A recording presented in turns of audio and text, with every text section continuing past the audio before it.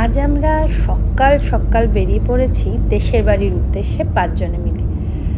তো যথারীতি যাওয়ার পথে এরকম ছোট ছোট গুমটি দোকান দেখতে পাওয়া যায়। বেশ, সেখান থেকে একটু বাপুজি কেক নিয়ে নেওয়া হলো, গিয়ে যাতে খেতে পারি। এবং এই কালনা আসলে বোঝা যায় যে একটু শহুরের ছোঁয়া এখানে রয়েছে। এছাড়া পুরো রাস্তাটাই এত গ্রাম্য পরিবেশ, কারণ বর্ধমান জেলায় ধাত্রীগ্রাম। তো আমরা ওখানেরই একটা ছোট্ট গ্রাম আছে সন্দলপুর বলে, সেই গ্রামে আমার দাদা শ্বশুর মানে শুভমের যে আদি বাড়ি সেটা ওখানে। আর এখন এখানে যাওয়ার পথে যে পাট শুকোতে দিয়েছে, এর একটা অদ্ভুত গন্ধ পাওয়া যায়। আর চারদিকে মানে দুদিকে যেদিকেই তাকাবো শুধু ধান ক্ষেত। বর্ধমান জেলা তো এমনিই ধানের জন্য ভীষণভাবে বিখ্যাত। তো ধান ক্ষেত, গাছ, সবুজ। আর আজকে এখন একটু মেঘলা মেঘলা আছে। আমরা এখন এই ধাত্রীগ্রাম বাজারের এখান থেকে যাচ্ছি। এই ডান দিকটা চলে গেলে না নবদ্বীপ চলে যাওয়া যায়, আর এই দিকটা ধাত্রীগ্রামের দিক, মানে বর্ধমানের এই দিকটা। তো এখানে এখন আমরা যাচ্ছি। যাওয়ার পথে এই রেলগেটটা পেরোলেই এই জায়গাটা, আগে আমরা ট্রেনেও এসেছি বহুবার, এখন তো গাড়িতে আসি, কিন্তু আগে আমরা ট্রেনেও এসেছি অনেকবার। দেশের বাড়িতে আমি অনেকবারই এসেছি। তখন দাদুভাই ছিল, ঠাম্মা ছিল, জেঠুমনিরা সবাই থাকতো। বাড়িটা অনেক জমজমাট ছিল। এখন বাড়িটা এত ফাঁকা। যাই হোক, ধিতাং ঘুমিয়ে পড়েছিল। বাড়িটায় পৌঁছে গেছি। এই যে ঢোকার এখানটা, এখানে প্রথম যেদিন আমি এই বাড়িতে আসি, দাদুভাই আর ভাই দাদা একটা গোলাপ নিয়ে বসেছিল আমাকে ওয়েলকাম করার জন্য। এখানে এখন পেঁয়াজ রাখা রয়েছে।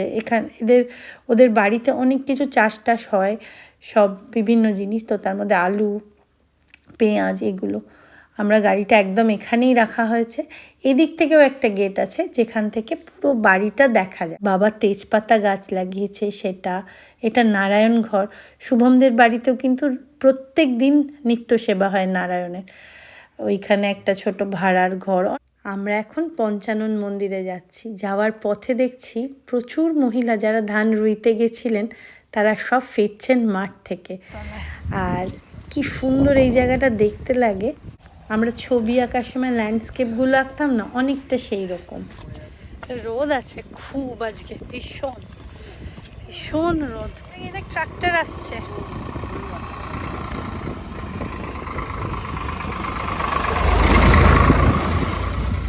দেখলি?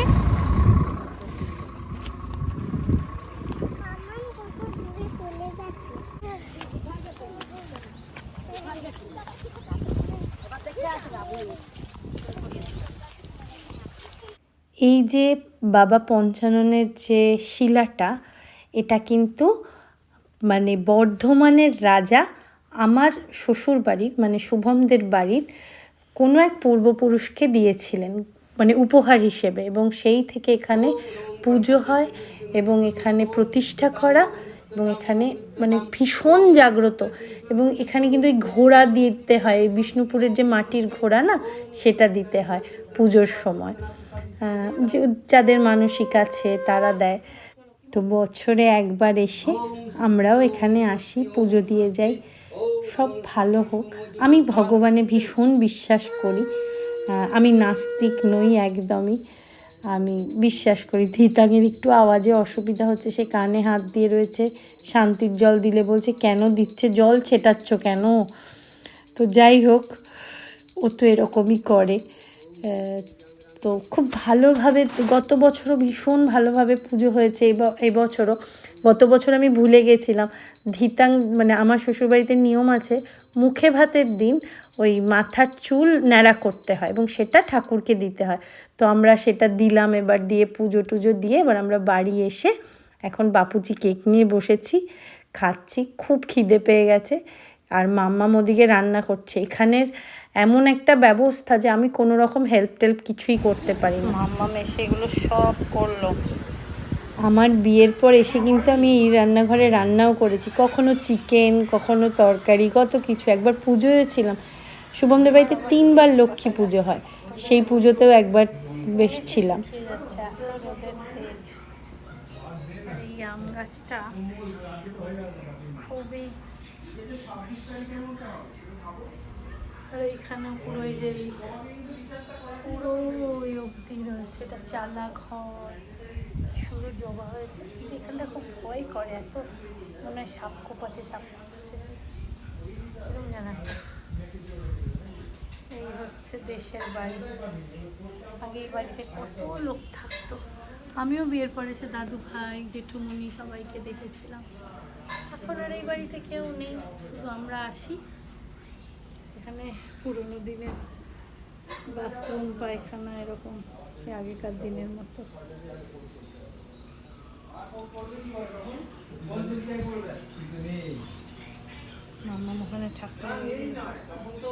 খিচুড়ি, বেগুন ভাজা, পটল ভাজা আর চাটনি, কুমড়োর চাটনি। আজকে আমাদের একটা পিকনিক মতো ব্যাপার। একদম ঝমঝম করে বৃষ্টি শুরু হয়ে গেল, 3:30 বাজে। কি বিচ্ছিরি বৃষ্টি হচ্ছে।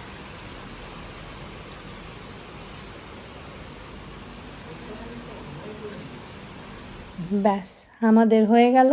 পুজো টুজো দিয়ে খাওয়া দাওয়া করে সব গুটিয়ে আমরা আবার বেরিয়ে পড়েছি বাড়ির পথে। যাওয়ার পথেও আবার বৃষ্টি থেমে কি সুন্দর ওয়েদারটা হয়ে গেল।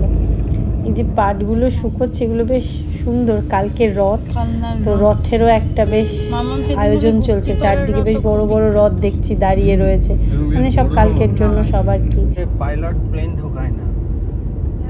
কি অপূর্ব লাগছে দেখতে। এটা সাদা গ্রিনটা মেঘটাকে বলে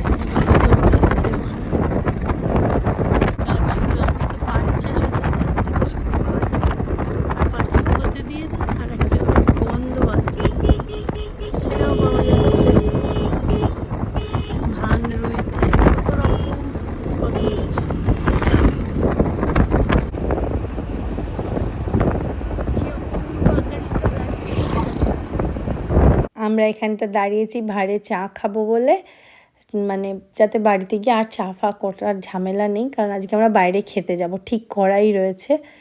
তো এখন বেশ ভাঁড়ে চাটা খেতে কিন্তু খুব ভালো লাগে, মাটির ভাঁড়ের একটা গন্ধ থাকে। তো যাই হোক, আমরা বাড়ি এসে ফ্রেশ হয়ে চলে এসেছি বারবিকিউ নেশন, চন্দননগরে নতুন খুলেছে, সেখানেই খেতে। আমার শ্বশুরমশাই এবং শাশুড়ি মা কখনো বারবিকিউ নেশনে খায়নি, ওনাদের প্রথমবার। তো আমি আর শুভম আগে খেয়েছি, তো তাই জন্য আমরা বেশ সুন্দর, ভেতরটা বেশ সুন্দর। আমরা এসে সব ফ্রেশ হয়ে সেজে গুজে চলে এসেছি খেতে, বসে পড়েছি। তো আমরা বসে পড়েছি, ধিতাংয়ের খুব আনন্দ রেস্টুরেন্টে খেতে। ও ভাবছে ফিশ অ্যান্ড চিপস আসবে। ধিতাং একটু মর্মাহত হয়েছে, ফিশ অ্যান্ড চিপস নেই, কি খাবো। যাই হোক, তো বেশ ভালোই খাবার দাবার। তো আমরা এখন খাওয়া শুরু করেছি। এখানে ঠিক একদম যেটা পার্ক স্ট্রিট বা আমরা যে ডায়মন্ড প্লাজায় যেরকম খেয়েছি সেরকম নয়, একটু অন্যরকম, এবং দামটাও ভীষণ রিজনেবল, মানে উইদিন 500। তো বেশ ভালো। চলুন বুফেতে কী কী আছে একবার দেখিয়ে দিই।